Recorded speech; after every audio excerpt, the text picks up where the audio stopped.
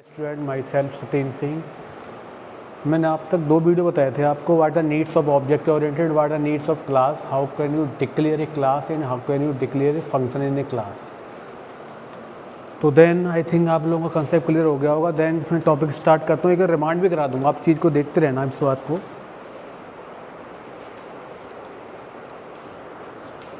It means मैंने आपको क्या बताया था, what are needs of object oriented class. It means object-oriented concept encapsulates the data attributes and function behavior, and class just like a blueprint is a combination of data members and member functions. It means the class is a group data member functions. It means the combination of data member function. तो it means the class are user defined programmer मैंने बताया था कि it is created by teachers, created by students, created by faculty, because वो class are user defined. इसको कोई भी create कर सकता है, जस्ट लाइक ब्लूप्रिंट है। हम उसको कैसे डिक्लेयर करते हैं, कैसे डिफाइन करते हैं, उस क्लास की बॉडी के अंदर हम क्लास की बॉडी कैसे बनाते हैं वो भी आपको मैं डिक्लेयर कर चुका हूँ। फिर भी एक बार रिमाइंड कर देता हूँ आप लोगों को, देखिए आप इस बात को।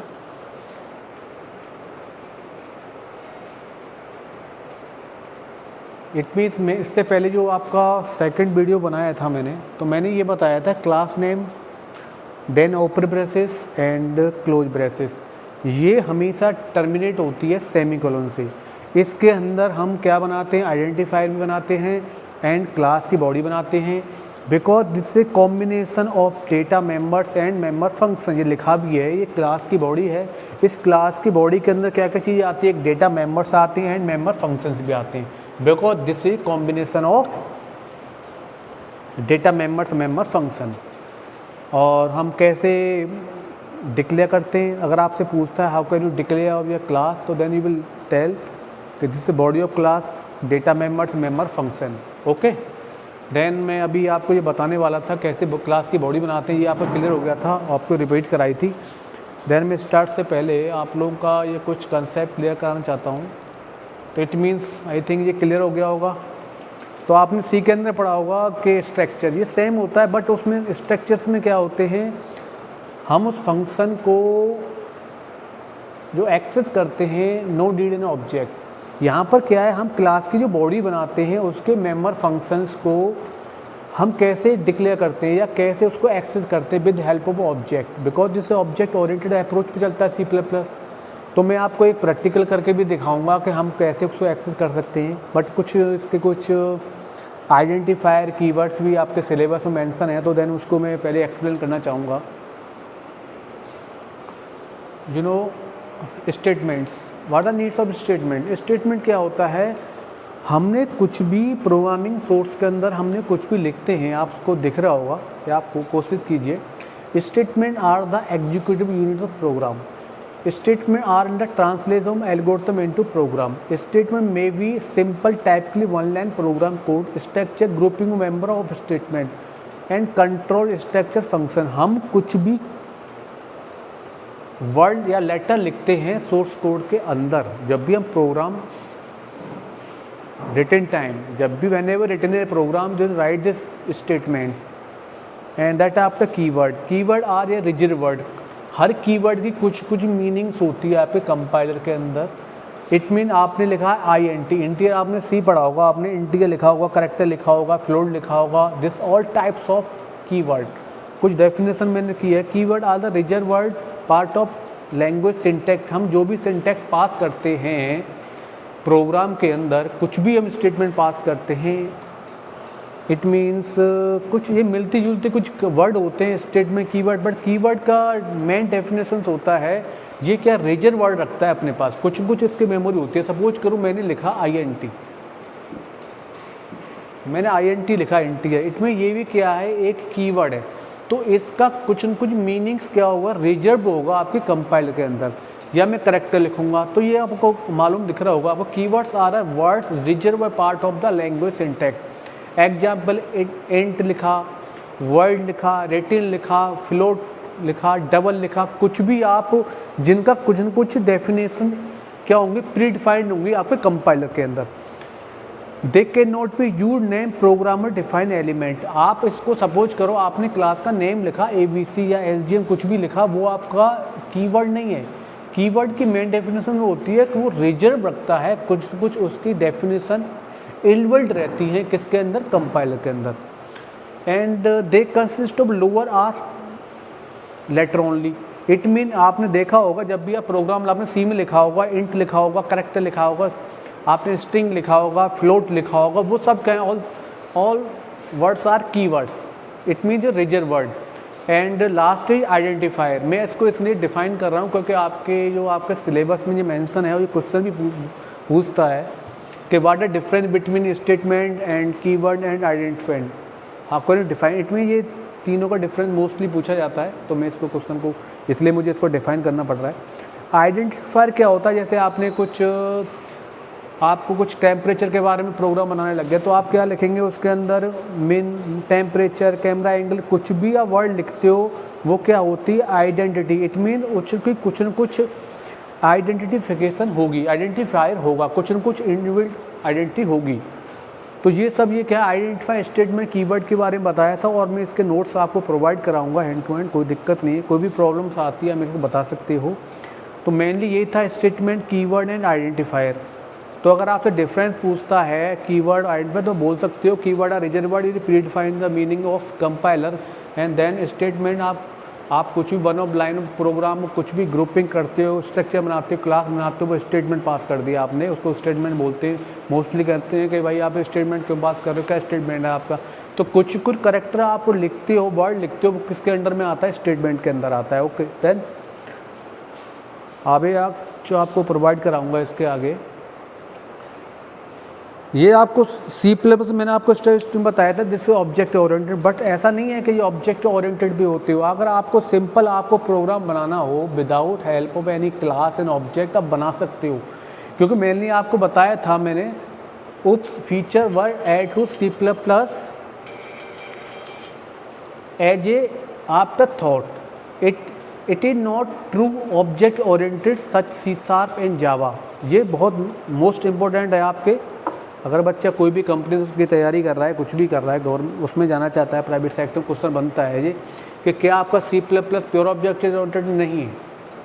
आप बोल सकते हो कि जावा, C# या कुछ भी जो एडवांस टेक्नोलॉजी लैंग्वेज चल रही है वो क्या होती है, प्योर ऑब्जेक्ट ओरिएंटेड। उसमें क्या होता है, उसमें totally based class, it mean class बनता है, पैकेज बनाते हैं जावा के अंदर। और C# जो आपके .NET पे रन कराते हैं, .NET जो प्लेटफॉर्म होता है उस पर जिसमें हम रन कराते हैं, जो C# लैंग्वेज होती है आप जानते होंगे, C# एंड जावा, ये क्या है, totally based on object oriented. इसमें क्लास भी बनती है, ऑब्जेक्ट भी बनाते हैं, हमको डिफाइन भी करते हैं।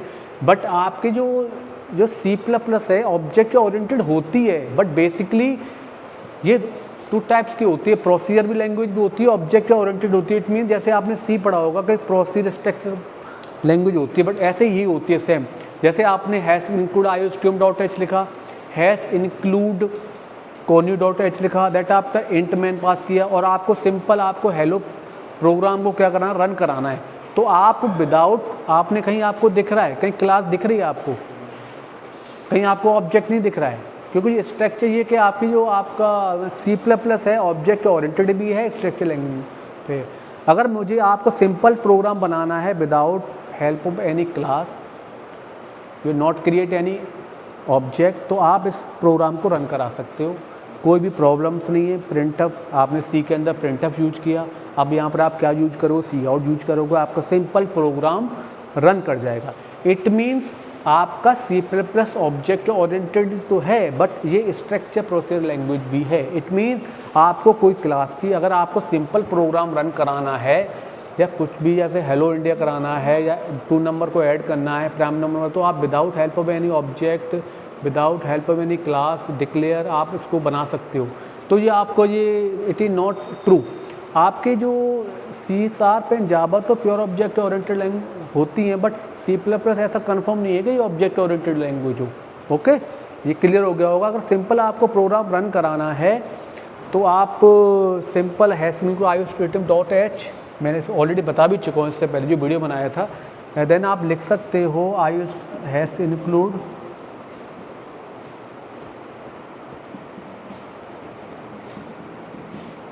आप सिंपल इंट में आप सी आउट हेलो वर्ल्ड आप सीधा रन करा दीजिए, आपका प्रोग्राम आपके सामने। तो ये क्या है, इसमें कोई ना कोई क्लास है ना कोई ऑब्जेक्ट है, सिंपल मैंने एक कीवर्ड पास किया, हेलो वर्ल्ड तो पास कर दिया, मैं बता भी चुका हूँ ये एक्सट्रैक्ट ऑपरेटर यूज करते हैं, आपका प्रोग्राम रन कर जाएगा। रिटर्न 0 क्यों लिया है, क्योंकि मैंने इंट लिया है, कुछ न कुछ रिटर्न करेगा, तो इसलिए मैंने इंट यहाँ पास किया है, तो मैं रिटर्न कुछ न कुछ कराऊंगा ही। ओके, प्रोग्राम को रन कराने के गेट ch कर देना, आपको प्रॉम्प्ट पे आपका आंसर दिख जाएगा। ओके,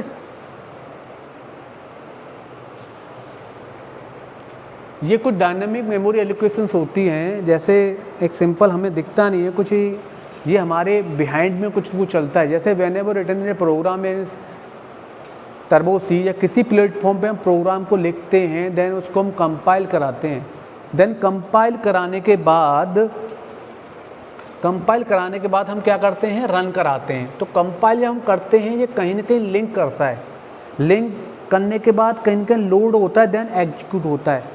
आपसे क्वेश्चन बनता है कि आप जब भी सोर्स को प्रोग्राम को कंपाइल कराते हैं, देन कब क्या होता है, वो कंपाइल करने के बाद आपको अब तक ये पढ़ाया होगा कि एरर फाइंड करता है। यस, एरर फाइंड तो करता ही करता है, बट ये लिंक भी कराता है, हमें एरर फाइंड करता है। सपोज करो मैंने जब भी कोई प्रोग्राम को रन कराया और मैंने ये हेडर फाइल को लिखना भूल गया, conio.h को मैंने हेडर फाइल्स को लिखना भूल गया। ओके, बट मैंने इसके फंक्शंस को क्या किया, क्यों गेट ch मैं ऑलरेडी बता चुका, conio का अंदर क्या होता है, CLR SCR के फंक्शंस को रखता है, गेट ch को रखता है। आपके जब भी प्रोग्राम रन करता है, प्रोग्राम को आउटपुट को होल्ड करने के लिए हमें ज़रूरत पड़ती है।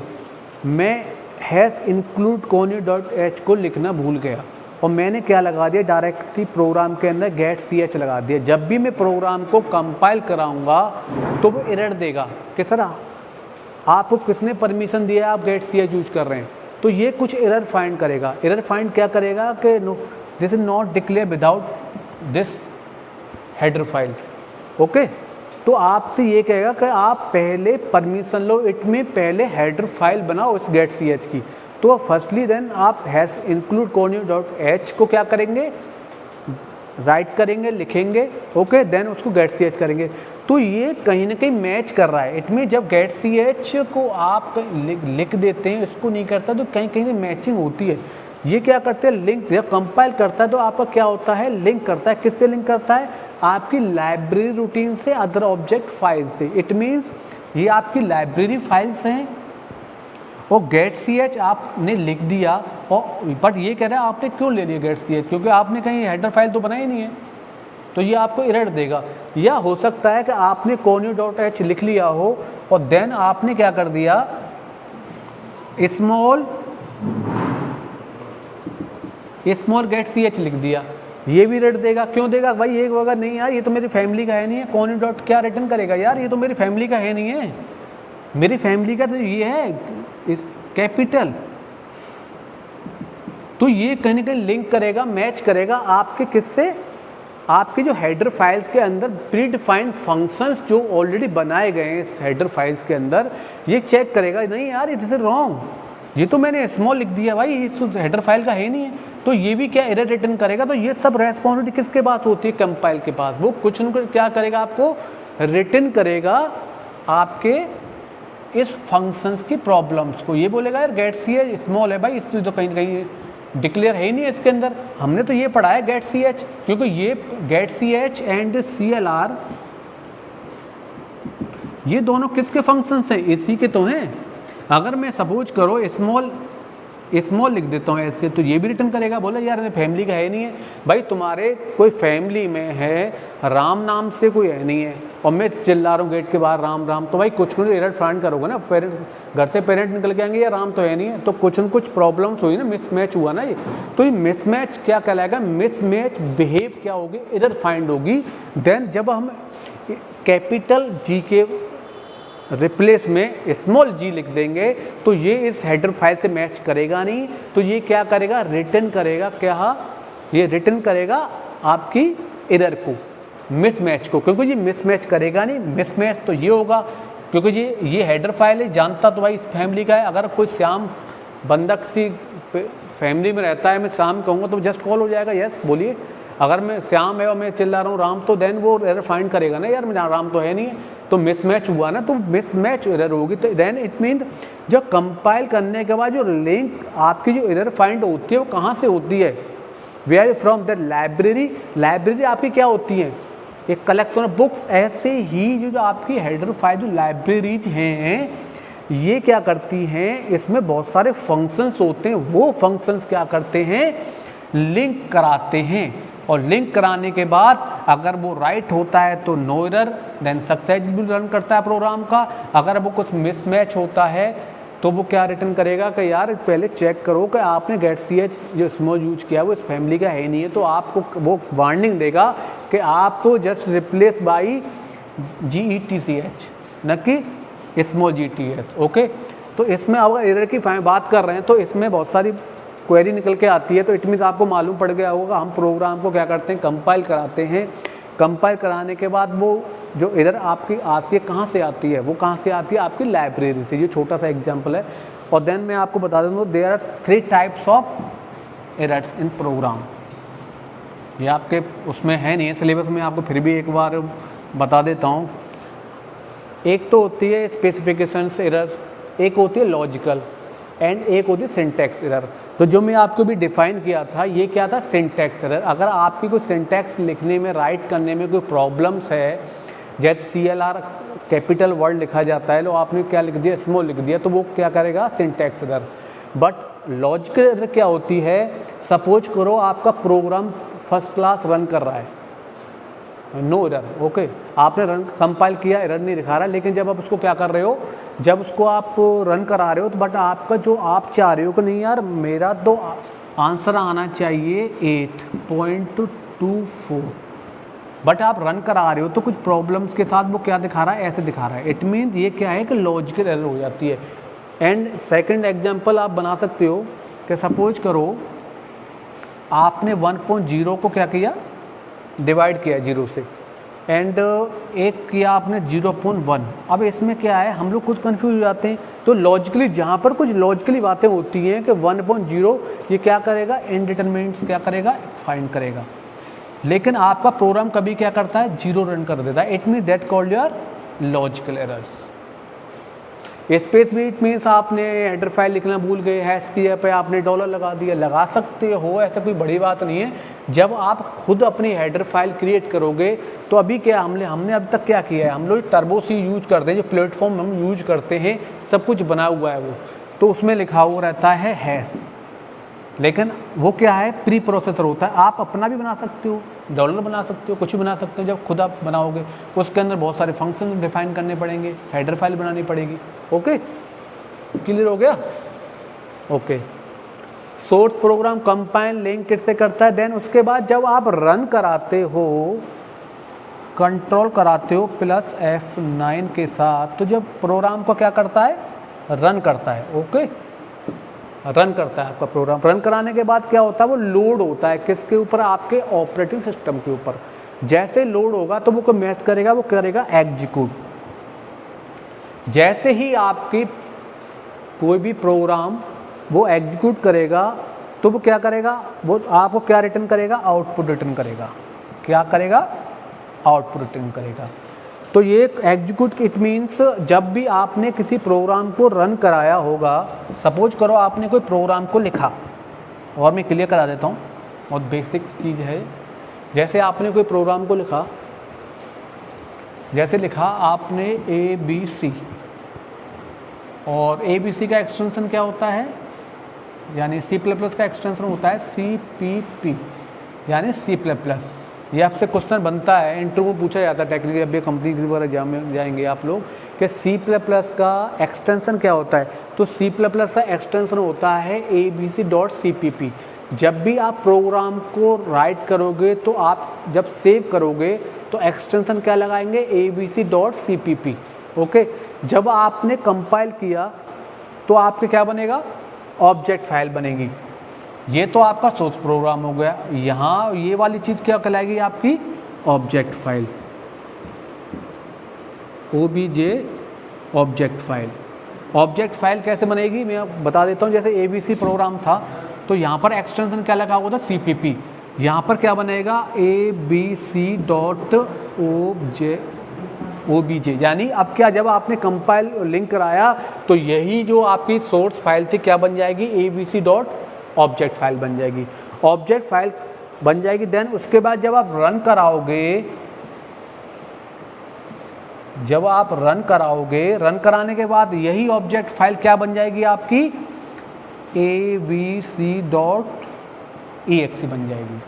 देखिए आपका जो सोर्स प्रोग्राम है, आप कभी भी देखना टर्बो, जब भी आप कहीं भी सॉफ्टवेयर इंस्टॉल करते हो टर्बो सी का, आप उसके बिन में जाके देखना, जब भी आपने कोई भी प्रोग्राम को बनाया है abc.cpp, आपने जो प्रोग्राम को सोर्स कोड को राइट किया आपने, एक्सटेंशन मीन सपोज करो आपका नाम है नेहा और आपका एक्सटेंशन है गोयल, तो गोयल क्या है आपका एक्सटेंशन नेम है। ओके, जैसे ही ऐसे C++ है तो C++ का एक्सटेंशन का नाम क्या है, .cpp। CPP मतलब C++। ऐसे ही आपने C में आपने बनाया होगा, उसका एक्सटेंशन क्या था, abc.c। तो ये .c क्या है, जैसे एक्सटेंशन ऑफ C। अब जैसे ही आप जावा पढ़ोगे तो जावा का एक्सटेंशन क्या हो जाएगा, abc.java। ऐसे ही आप C# पढ़ोगे, .NET की तरफ मूव करोगे तो C# का एक्सटेंशन क्या होगा, abc.cs। इट मीन इसको बोलते हैं sharp. Okay, CS it mean abc.cs। तो हमें ये क्या इंडिकेट करा रहा है, अगर ये फाइल आपको दिख रही है, इंटरव्यू वाले ने पूछा, टेक्निकल इंटरव्यू देने गए आप, कि abc.cs जावा का प्रोग्राम है या .NET का है या C का है या C++ का है या पाइथन का है, तो आप कैसे पहचानोगे, एक्सटेंशन .cs से। तो .cs क्या इंडिकेट कर रहा है कि C# लैंग्वेज का है। अगर आपके सामने abc.java लिखा हुआ तो ये आपको मालूम पड़ जाएगा कि जावा का है। ओके, अगर जैसे आपने जावास्क्रिप्ट पढ़ी है तो आप जावास्क्रिप्ट abc.js जावास्क्रिप्ट बन जाएगा। अगर आप HTML पढ़ रहे हैं तो वहाँ पर एक्सटेंशन क्या हो जाएगा, abc.html। तो .html से इंडिकेट हो जाएगा भाई ये हाइपरटेक्स्ट मार्कअप लैंग्वेज का ये कोड है। तो इट मीन .c आपका जो भी हम कुछ लिखते हैं ये सब क्या होते हैं, एक्सटेंशन ऑफ एनी लैंग्वेज। इससे मालूम पड़ता है कि जी किसका है।